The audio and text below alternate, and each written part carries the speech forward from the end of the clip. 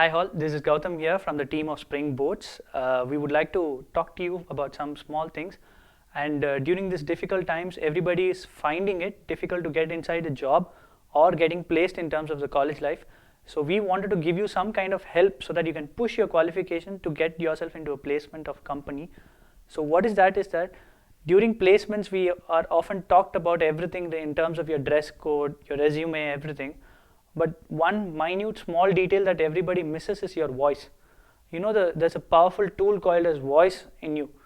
A voice can change your behavior towards someone. It's like how to understand them or how not to understand them. If you can understand very level of the voice power, you can understand the consciousness of what you have to put through so that you can gain the trust of another person or an entire group of audience. If you recognize, a voice can create a war. Great wars have been started and as well as ended because of a common small speech itself. So all these things put together, it's pressurizing us to excel better in whatever we do. To imagine that what is the rightful way to earn it, we already have lots of interview skills aspects, like for example resume writing, dress code, all these things have been touched. But there is one small nuances that everybody denies to accept in terms of learning process. When we talk about your power of voice, we also need to know how to use it. So when it comes to using our voice over there, we always have this timid reaction towards ourselves, saying that we might not able to convey something to someone in terms of right way, or we might say in some way so that they might think in the wrong things, their emotions might be misguided. So all these things put together, we think ourselves as something like our voice is not efficient enough, our voice is not so good enough so that people can trust us. So when you imagine yourself standing in front of an audience, like for example like 200 people over there, or you're giving a speech over there in TEDx, or imagine yourself going and applying for a job and you're in there inside an interview with the HR. Imagine these scenarios. Now tell me, what will be the first impression from the HR over there? Rather than the appearance alone, you might have to greet them with a simple hi or a hello or a good morning or a good afternoon or anything. But when you convey that in a certain way, what is the first thought that anybody can think of? Fear, mistrust, or something like that, so that they might judge you, and in turn you might lose the job based on just because our voice was not efficient enough. You are going for applying for a job so that you can trust that person, and also they can trust you and give you in terms of salary, a job, offer letter and everything. So how can someone trust you if you're not confident enough with your own voice? I'll give you two examples of personalities who have acclaimed a lot, who has a lot of talents, but still people would listen to them just because of their voice uniqueness. You might think that we must have this kind of voice so that a tone of power and authority so people might listen to us. Not necessary. I'm going to give you one example so that you say what comes to your mind in terms of voice with that person, Dr. APJ Abdul Kalam. Now tell me what comes to your mind about his voice. It's a little mild over there. It's not so audible, or it's very much like that. No. The next moment the thought goes to the mind is that when you think of Abdul Kalam, automatically your imagination goes to listening to his motivational dialogues. Everything that he speaks comes from his heart. There's a phrase, right, that comes from his heart. It comes from his heart with a lot of humanity, and people listen to him with rapt attention. If you go and search in YouTube about a video of Abdul Kalam's speech in UN, he was the first person to get a standing ovation from across the boards of presidents when he spoke. So imagine now, that kind of a voice person getting a standing ovation. That's what the power of voice actually conveys. Now that is an extreme case of scenario with uniqueness of voice. Now I'm going to talk about a person who's very common, who's very good in public speaking and has earned a lot of acknowledgements in terms of public speaking itself. Mr. Actor Madhavan.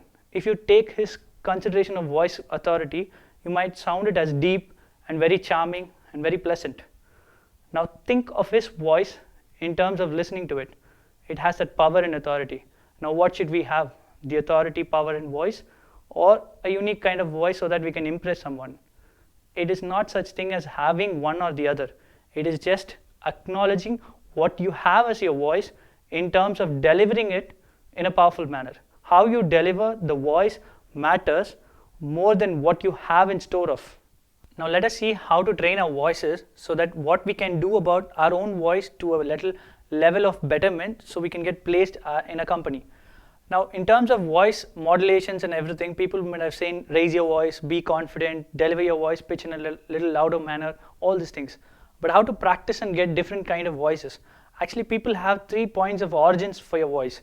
One coming from your nose, where your voice sounds like this. Now this is my nose voice. You have this voice where something comes from your mind that makes yourself sound from your nose actually. Now when it comes to your throat voice, this is the place where voice originates, where people have been moduled so that automatically it originates from there. Then it comes to your chest level. Have you noticed politicians actually, they do not raise a lot of voice in terms of speeches, but they have voice in terms of deep voice. You tend to trust more people in terms of having low level voices and deep voices. If you can imagine a person with a deep resounding voice, you might immediately have an inclination going towards it. Like great personalities like Amitabh Bachchan and even the recent times greatest villain like Arjun Das. People have gone to a crazy level to their voices because of their deep resonating sound. If you imagine yourself drinking a lot of hot chocolate, how warmth you feel inside. That's the kind of voice people actually relate to, a warmthness in the voice. That is voice originating from your chest level, where it comes in a deep, resounding sound. This is actually the modulations where you can get your voices from right from your nose till to your throat, as well as get it down your deep down. When you have these modulations, people tend to listen to you. Otherwise, there is something called as monotonous voice, where you can only listen to the sentences where nothing seems to be understandable, and people tend to get bored because of the sentence and tone being in the same order. What you heard is actually called as a monotone, where the pitch of the voice never increases or decreases. The modulation doesn't have a change over there. Now what we have to do is, we must know when to raise our voice and lower it. For example, when you talk to your friend over there, automatically you say like, hi, good morning and all these things. You have the cheerful tone. But sometimes your friend also finds what happens into your emotion, like for example, like, hi, good morning. You have this deep voice and a little bit dullness, your friend captures it. That is how important the modulation of tone varies over there. So when it comes to your voice throughout in your interview process, imagine yourself going into the HR room and saying that, hi, good morning. And how do they expect you to be? A cheerful person who's willing to work in the company, or a dull person who's just there just because someone pushed him over there? So that sort of emotion and thought has to convey to the HR to get convinced to get placed over there. So this is where your voice comes into most importantness. For example, when you deliver your speech about tell me about yourself or self-introduction, or giving yourself as a candidate to the interview, you must be very confident enough to convey what you wanted to convey in the right manner, so you get the edge over the other person and they trust you. Based on voice, people can trust you or lose your trust over there. So I'm telling you very confidently that modulation, the way of pitch increasing and decreasing, is as important as well as your content and how you deliver it. You also have one more thing called as your volume. How much we increase our volume. In terms of a closed environment, if you increase your volume, it's going to echo like this. So those things also matter in terms of delivering your content. For example, if you have a one-on-one session with the HR, imagine you screaming at him for every single answer. What will the HR think of you? Are you a person who's very much shouting at him, or are you a person who just, that's the way of talk itself? People get judgmental based on everything on the first impression itself. So the right first impression has to be done based on every single aspect that we project over there. So voice is actually plays a vital role in terms of even getting a job. We often have our telephonic interview happening, where the voice is the most essential key in how we are sounding and how we are delivering the content. How to practice every speech or interview so that we can make ourselves be in a better position to get the job. Now when it comes to developing ourselves in terms of that 4 tips of voice process, what we have to do is make sure you do it every time before getting into a speech or interview process or anything, so that when you deliver your content in terms of voice level, it comes out extraordinary, where people are getting you noticed, and in turn you get your jobs or anything accomplished. Even to make a person trust you, this might help you a lot. This is how you have to practice so your voice gets a little better. The first trick is actually you have to just raise your arms high with taking a deep breath and a fluid motion of arms high over there like this, and breathe it out so that your voice sounds comes out like as if like you're sighing a little, your shoulders are relaxed and everything going down. And your second tip is actually something a little bit of funny over there, where in terms of you having yourself in your childhood driving a car with terms of your mouth itself, this is for your fluency of your lips, where in terms you do this. All these things are actually what you do in terms of your car riding, right? So also you have another thing called as your voice throughout, which is actually called as your b sound, b, b, b. This is actually a third trick where in terms of your voice emulates outside.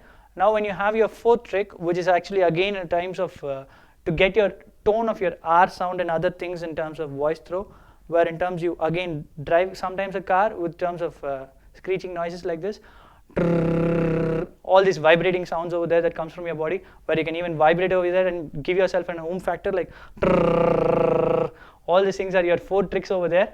And when you do your 4 tricks, automatically your voice opens up. Ultimately get your confidence without even you noticing it, and use it like a mantra so that you can, just before doing something, you can get yourself into a relaxing mode. So far we have been seeing about 4 tips about how to improve our voice betterment before a speech over there. So what we have seen so far in terms of the entire video is that use your own unique voice over there, your own voice, true voice, in terms of developing yourself so that you deliver what you have in terms of your content. So imagine those kind of opportunities that we can create based on how we correct ourselves in terms of our voice and sound over there. In an overall terms, when it comes to your placements or other things, how you use your tonality or modulation and voice pitch and everything matters a lot, and as well as that 4 tips, which is very important. And based on this, what we have to do is, you have to be a voice of tomorrow. When you bring something new to this environment, that voice has to be a powerful change. That powerful change comes from within you, where people can trust you. That change happens in a small, minute level, as in terms of people understanding you, or in terms of a big level where you become the next big thing in the world.